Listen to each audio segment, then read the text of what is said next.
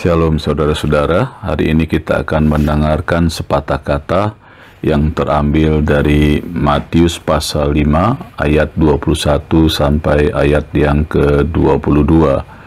Demikian firman Tuhan, kamu telah mendengar yang difirmankan kepada nenek moyang kita, jangan membunuh, siapa yang membunuh harus dihukum. Tetapi aku berkata kepadamu, setiap orang yang marah terhadap saudaranya harus dihukum.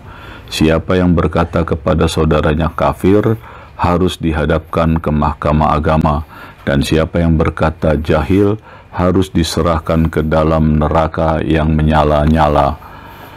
Nah, saudara-saudara, dari firman Tuhan ini saya berikan judul Jangan Marah. Ya, terjemahan yang kurang tepat dari kitab suci Indonesia dari kata jangan marah ini adalah, kamu telah mendengar yang difirmankan kepada nenek moyang kita, jangan membunuh, siapa yang membunuh harus dihukum. Ya, kitab suci Indonesia menerjemahkan difirmankan. Penggunaan kata firman menunjukkan bahwa itu merupakan kata-kata Allah perjanjian lama, dan ini salah.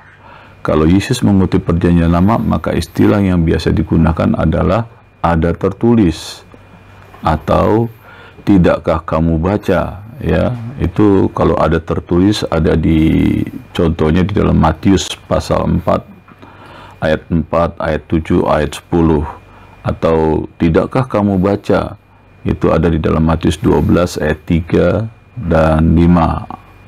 Ada di Matius pasal 19 ayat 4, dan ada lagi yang lain, silakan dibaca.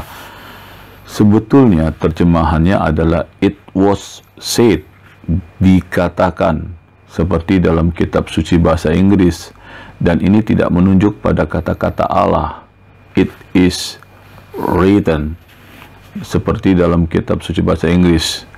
Tetapi pada kata-kata ajaran atau ajaran ahli-ahli Taurat dan orang-orang Farisi, hal yang sama terjadi.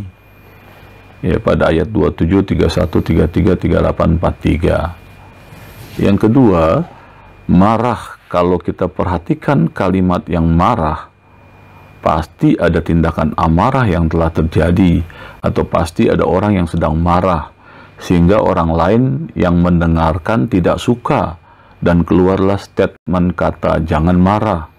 Kalau kita perhatikan atau melihat orang yang sering marah, rasanya kita tidak nyaman dengan orang yang suka marah.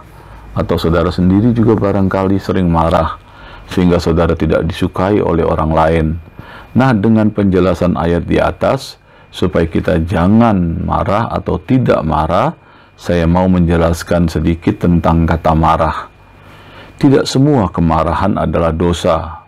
Ya, di dalam ayat 22a dalam bahasa Inggris King James Version, but I say unto you that whosoever is angry with his brother without a cause shall be in danger of the judgment.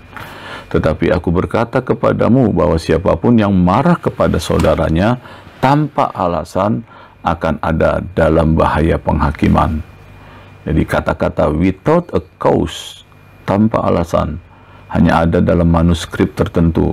Kitab suci jelas tidak menganggap semua kemarahan sebagai dosa.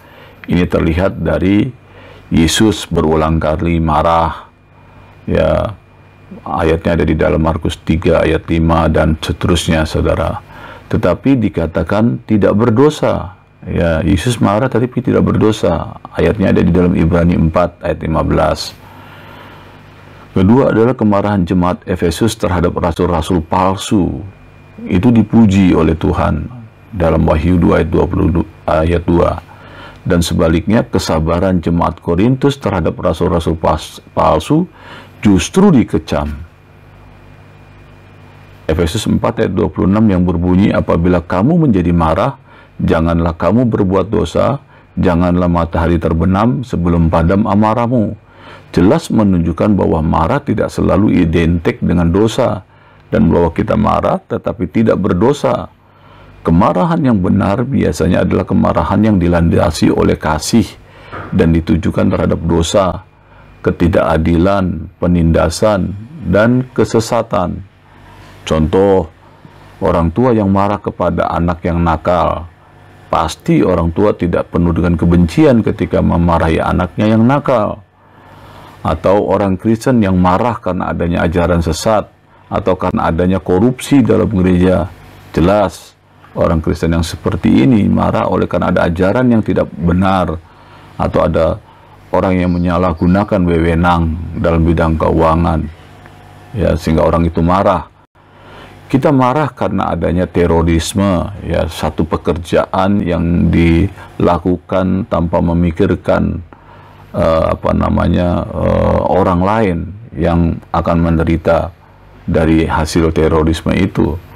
Kita marah mendengar orang yang bersalah dibebaskan, orang yang tidak bersalah dihukum oleh pengadilan. Perlu dicamkan bahwa sekalipun kemarahan seperti ini merupakan kemarahan yang benar, tetapi kalau perwujudannya kelewat batas, maka itu pun akan menjadi salah atau menjadi dosa. Misalnya kalau kemarahan terhadap anak diwujudkan dengan memaki anak atau memukul sehingga mencederai anak tersebut, yaitu jadi tidak benar. Tetapi jelas ada banyak kemarahan yang memang merupakan dosa, dan mungkin sebagian besar kemarahan kita tidak bisa disebut sebagai holy anger, kemarahan yang suci, dan memang merupakan dosa.